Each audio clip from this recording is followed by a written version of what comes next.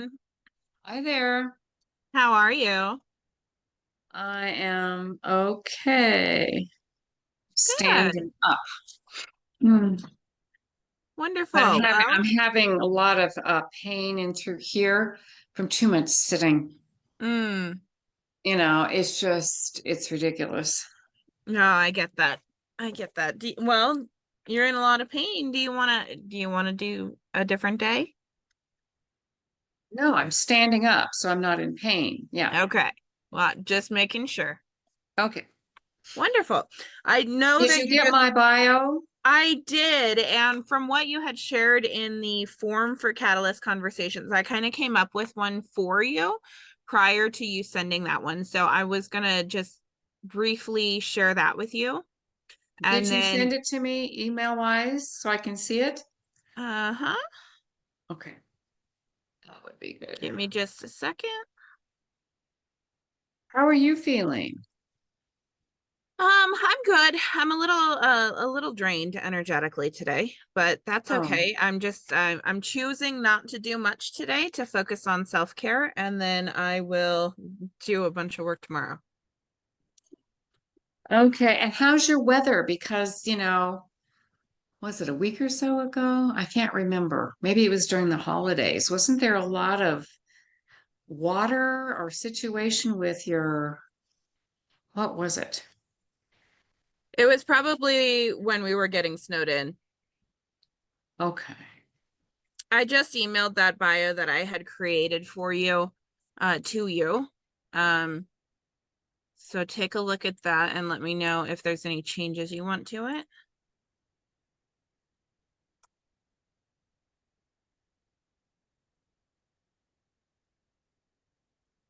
Hmm. Okay, so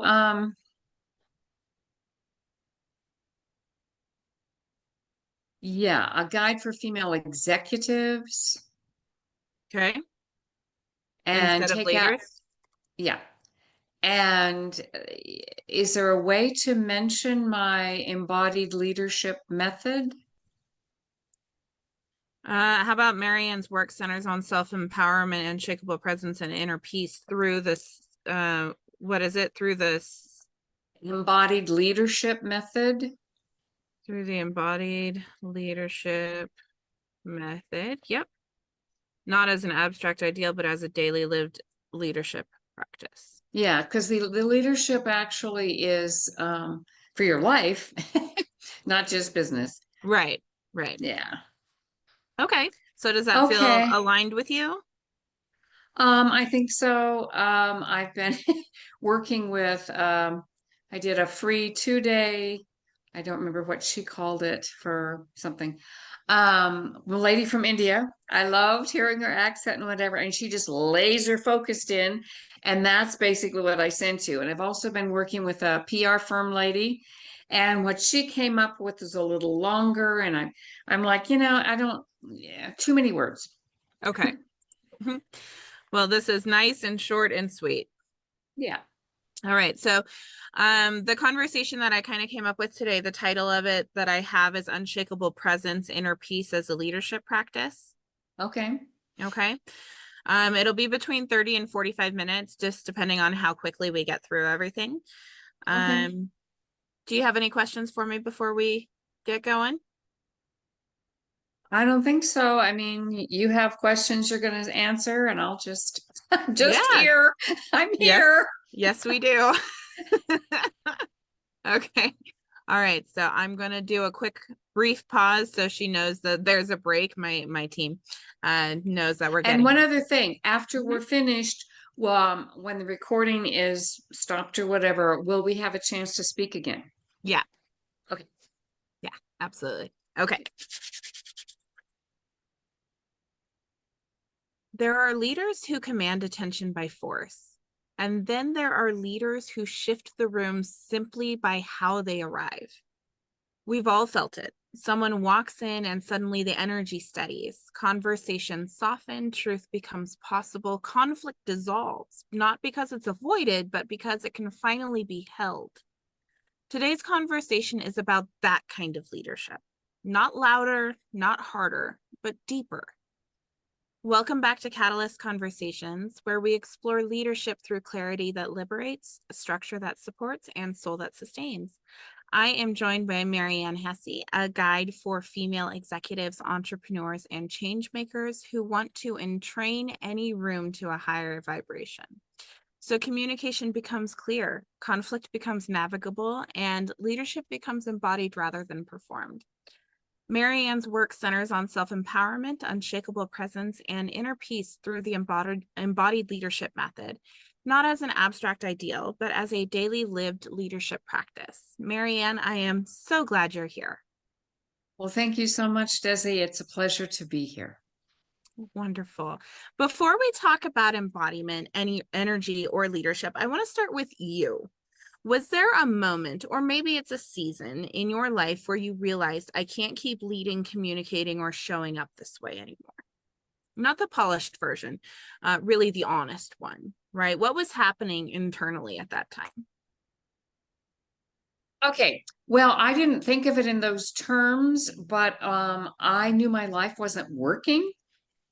And so I left my teaching job. I was a business education teacher for over a decade in Iowa, and I left my teaching job. I divorced my husband and I moved cross country to change my life. And my new life started one day when I literally couldn't stand upright. Mm, I had to crawl from room to room. And it was like the universe was knocking me to the ground to say, you either listen up or you leave the planet. mm, So I'm only here because of someone that I had been networking with, muscle tested me for 5 years, usually 3 times a day, to find out what my body needed so that I could come back to homeostasis. But it was that wake up call that sent me on a journey to lead my life because I've been leading my life for other people, giving my power away and people pleasing to the mm. point that my organs were shutting down. Wow. What I'm hearing is that your work, it really didn't start as a methodology. It started more as a necessity, right? Exactly. A moment where your system said something has to change. Mhm. And that feels really important because so many women don't lack competence, they lack safety inside themselves to fully occupy their power. Yeah. So let's ground this for the listener. When you say you help women entrain any room to a higher vibration, that can sound mystical to some and deeply familiar to others. What would you describe, or how would you describe what actually changes for a woman when she works with you? She actually embodies who she truly is unapologetically. So she empowers herself. Hmm. So it's not really, I hear that it's not really about controlling energy or managing perception. It's about regulating yourself so fully that your presence becomes stabilizing. Yes, there are certain things that I actually facilitate women to do, that I teach, that allow them to embody their own feminine power and essence so that they can't be knocked off it. They're Mm, unshakable. I love that. Unshakable. That's a great word. Mhm. I'd love for you to speak to this idea of being a safe place, not just for others, and also for yourself, right? What does it mean for a woman to feel seen, heard, and respected internally first? For herself, Yeah. um, well, again, it goes back to what I was talking about. So she embodies her own power. And then there's some other things that I teach that allow her to be in the highest possible energetic space for herself that is contained, that is quite potent, that no one can pierce. Mm, And so she is in her own authority for herself. And when she speaks, and there's a certain way that I teach all of that, when she speaks, she's coming from that grounded presence that can be heard. Mm, because we're all energetic beings. They don't have to know anything about energy, no one else does. But we're energetic beings and they hear it on a different level. They experience it on a different level. So she is seen and heard and acknowledged and appreciated for the contributions that she makes. mm.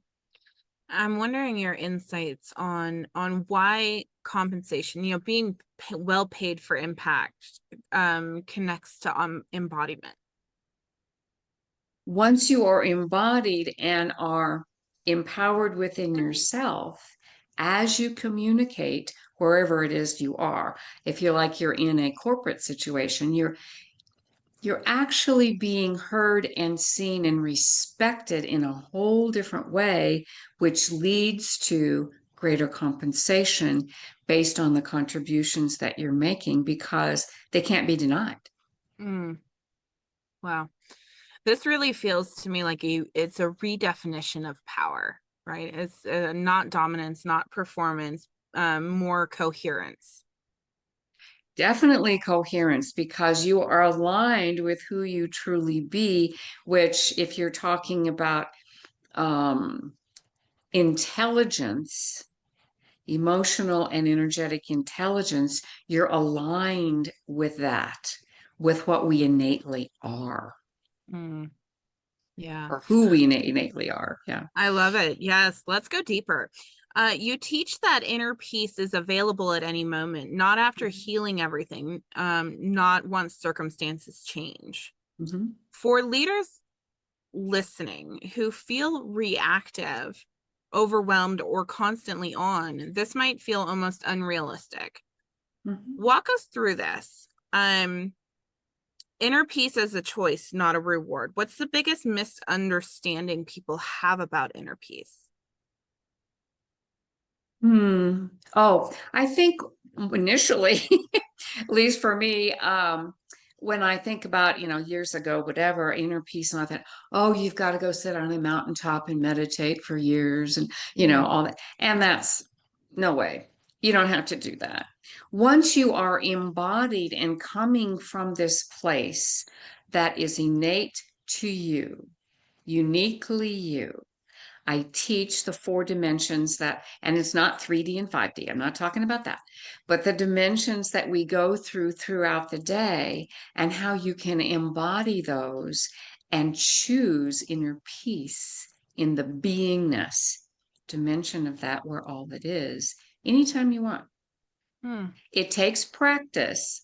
I'm not saying this is one and done. This is not like a magic bullet. And yet, it is the key to really living in that embodied state of inner stability as you walk through your day. mm. Incredible. I'd love your insights on why so many high capacity women think peace has to be earned. That could have a myriad of reasons. I know for myself, I didn't feel like I could deserved. And also in society, we're taught go, go, give, do all the time. And we think if we continue to do that without being, then we're going to get somewhere. But you have to do the being piece first. Mm, From the beingness, the stability of that, then you do. mm. What I hear in this is that peace isn't passive, it's trained, it's a It's skill. it's a skill and it's also an embodied, I don't know the word for this, an embodied experience, I guess I'll call Mm, it. okay. That you get into your cells. It's in my cells now because of all the work that I've done.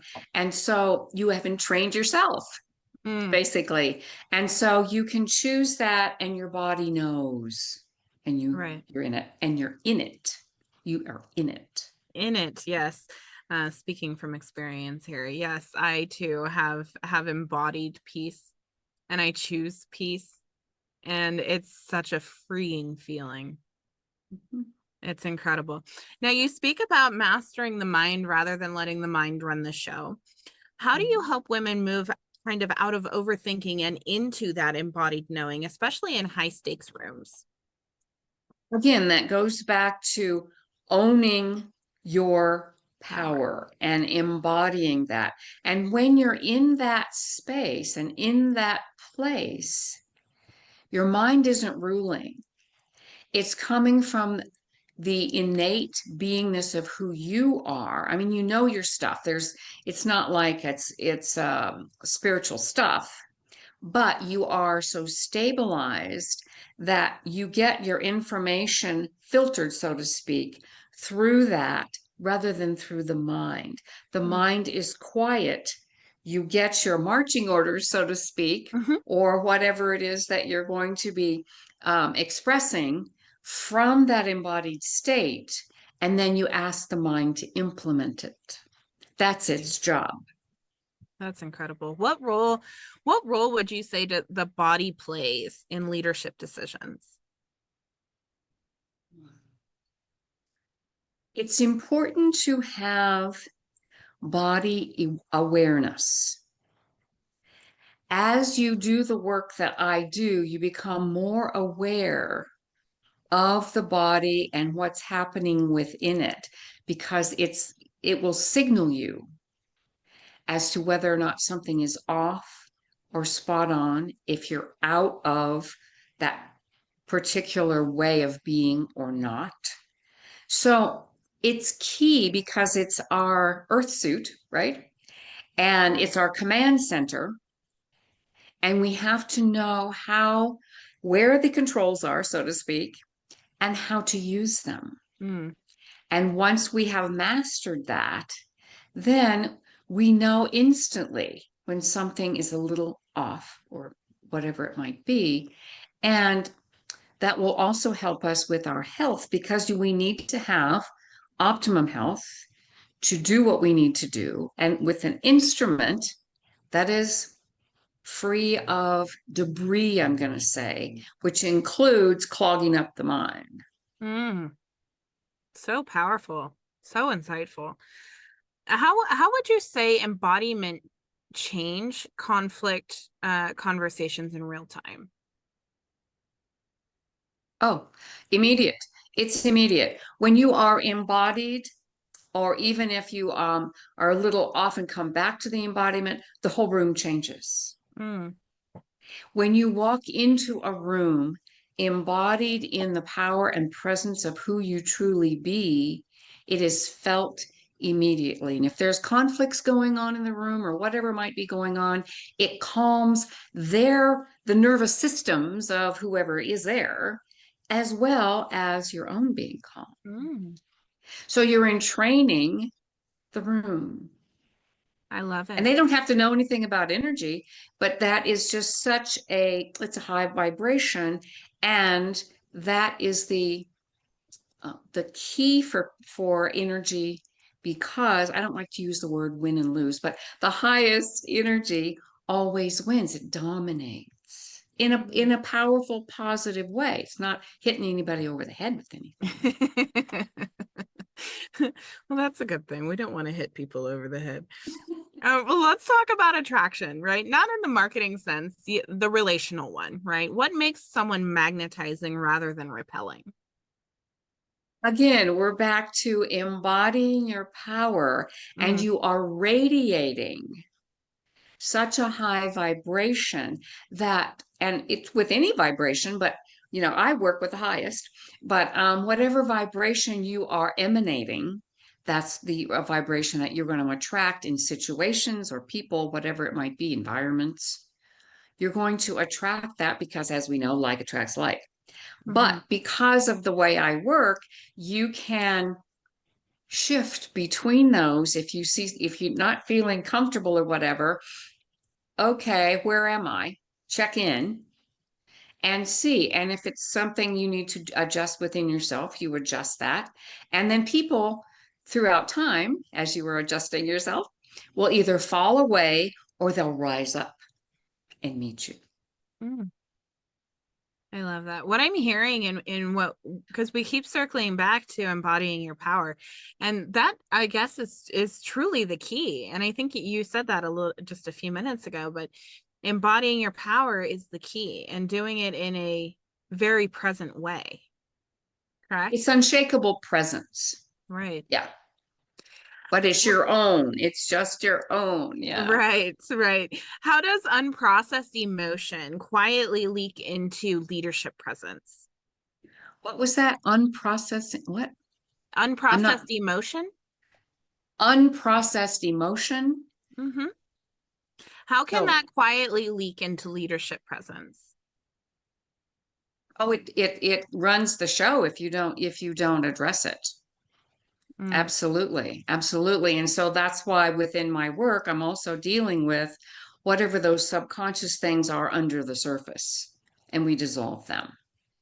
It's the combination of that and the unshakable presence and the high vibrations. So we don't have to delve into, oh, this happened and that happened and this what we don't have to do all that. It takes too much time and it's not necessary.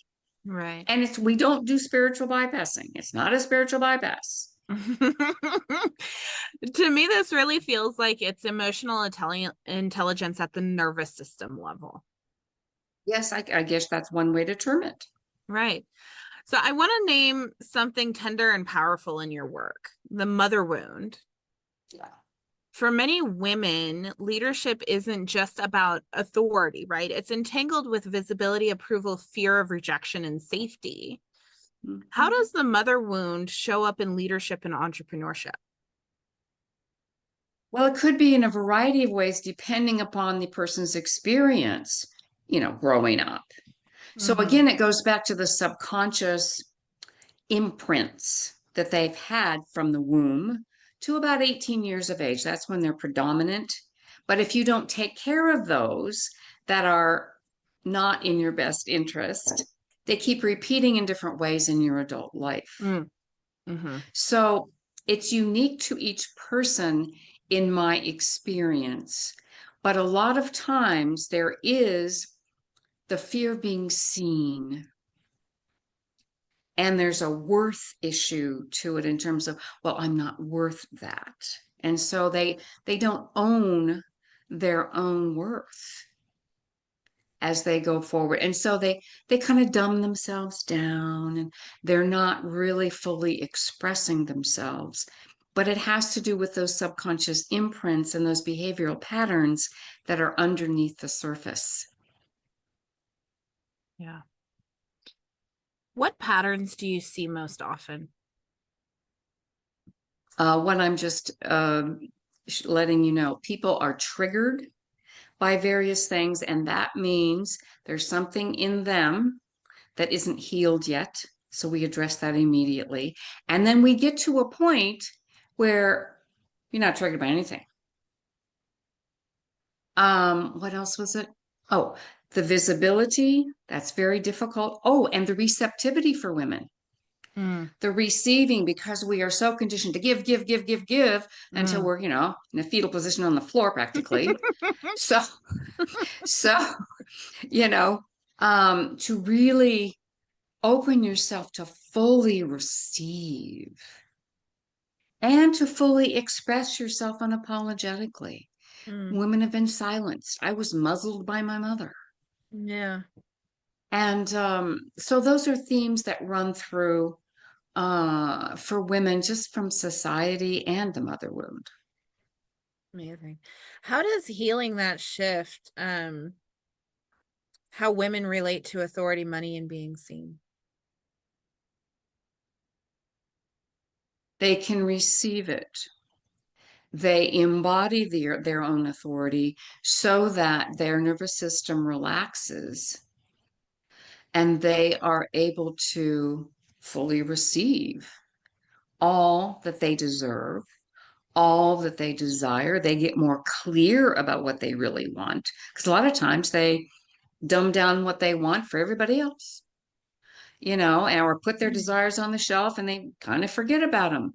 But they can come back and really be in touch with that and go forward in those desires toward those desires and manifest them. Mm. What strikes me is this isn't just personal healing. It's a kind of cultural repair, right? When a woman leads from inner peace rather than survival, she changes how power moves through those systems. And that's impact. So I kind of want to go into a lightning round with you. So I'm going to ask you a few quick questions. No overthinking, just what's true now.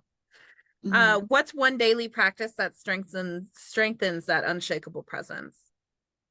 Being in your body in a certain way that I teach. I don't know how I would explain that simply without you experiencing it. Right. Okay. A belief about power you had to unlearn. That it's okay to be in my power and to use it. Mm. What immediately lowers the vibration of a room? Negativity, any kind of negative thoughts, any kind of negative energy that anyone brings in, like Amazing. taking the air out of a balloon, you know. On the converse, on the flip side, what instantly raises it? You being in a high vibration, stabilized in a potent way that is not diffusing all over everybody. It's contained for you because your energy is for you. Right. Right. Last thing, one question every woman leader should ask herself before speaking. Am I in my body, stabilized in my nervous system, feeling the flow of my own energy fully grounded? Hmm. Amazing. As we close, I want to reflect something back. This conversation isn't about becoming more impressive. It's about becoming more inhabited. Inner peace isn't an escape from leadership. It's the ground that makes leadership sustainable. Right? Maryann, if a listener remembers only one thing from today, what would you want that to be?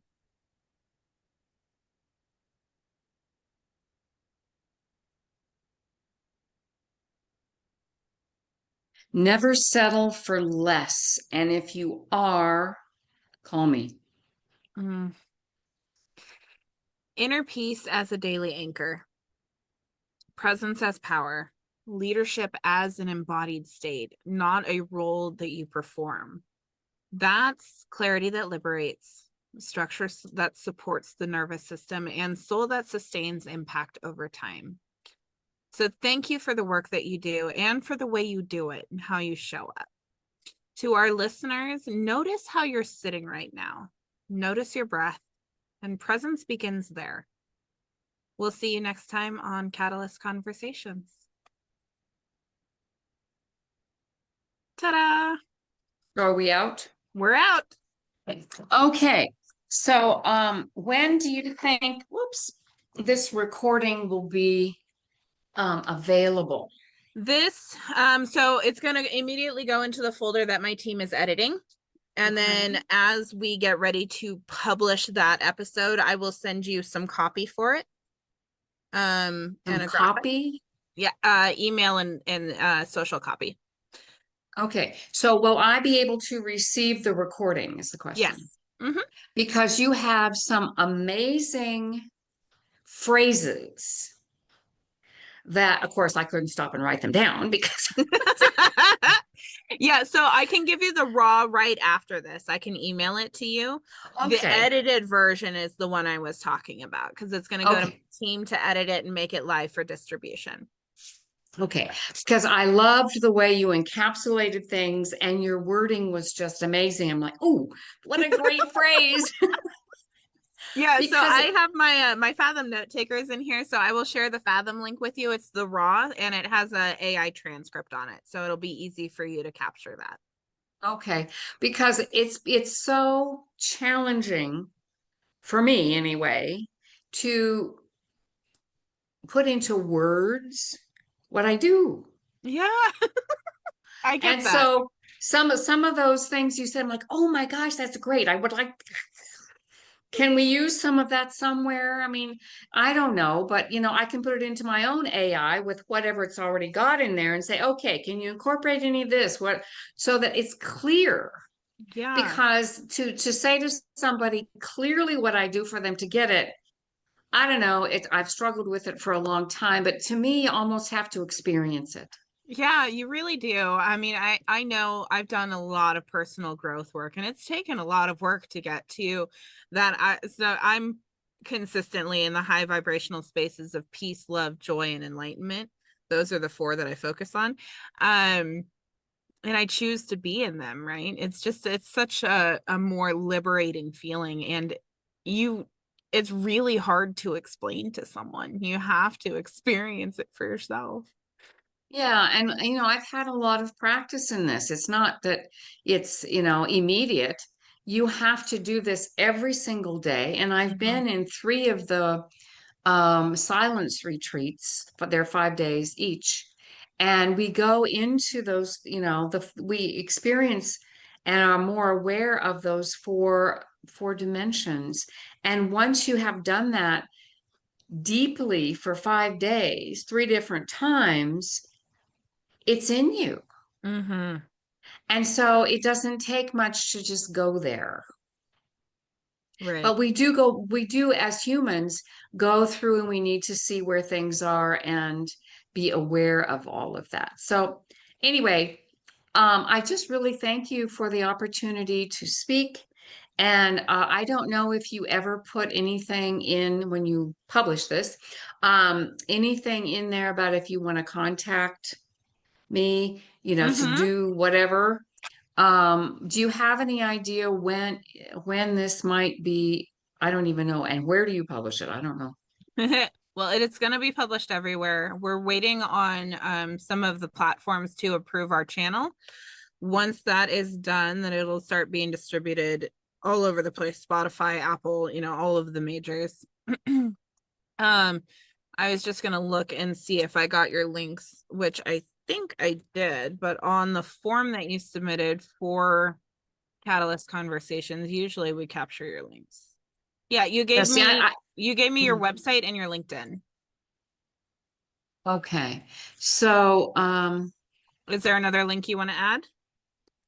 well, I was thinking about the Calendly if they wanted to just do a connection Yeah, call go with ahead and give me. me the Calendly link and I'll add it to Okay, where was that at? I had it here a minute ago. it. I tell you. Mm. And where do you want me to put it in the chat, or where do you want me to Yeah, put you it? can just drop it in the Zoom chat and I'll add it to the form that you submitted. Perfect. Think. Let's see. So I have to make sure that I keep updating that because sometimes I forget and it's like, what do you mean there are no times? I captured it, so I've added it to the form that you have submitted. Okay, excellent. Um, And then also we had spoken about, I think when we spoke live, you're going to be doing a summit. I think it's in June that you were thinking. Um, what I do might be suitable for that yep. particular And I already summit. have you marked as a speaker for Empower Your Potential in June. Okay, and do you know the dates? I do. I'm a planner. Okay. June 11, 12, and 13. We're And doing so, we're doing 4 hours each day. So as I get the speakers into their spots, I will send Google Calendar invites after I coordinate those that day and time with you. okay, so I am working with a PR firm, and so I'll be doing speaker sheets and that kind of thing and Okay. bios. So I can send those over once I get them kind of finalized. Perfect. Sounds great. Okay. And what's the time frame for each speaker? 20 minutes and you can choose to either do interview style or solo. Your choice. If And you do the, solo, we don't do PowerPoint presentations just because it adds an extra layer of tech. well, I don't do PowerPoint anyway, but if it's an interview thing, is that me being interviewed by you? It'll either be me or my best friend who's my co-host for these events, and she is a human design expert. Oh, I love it. Okay. And So she's yeah, incredible. She's a lot like me. We have a lot of fun. yeah, because I really like the interview thing. Okay. Because I'm just thinking on my feet and it just comes out, whatever.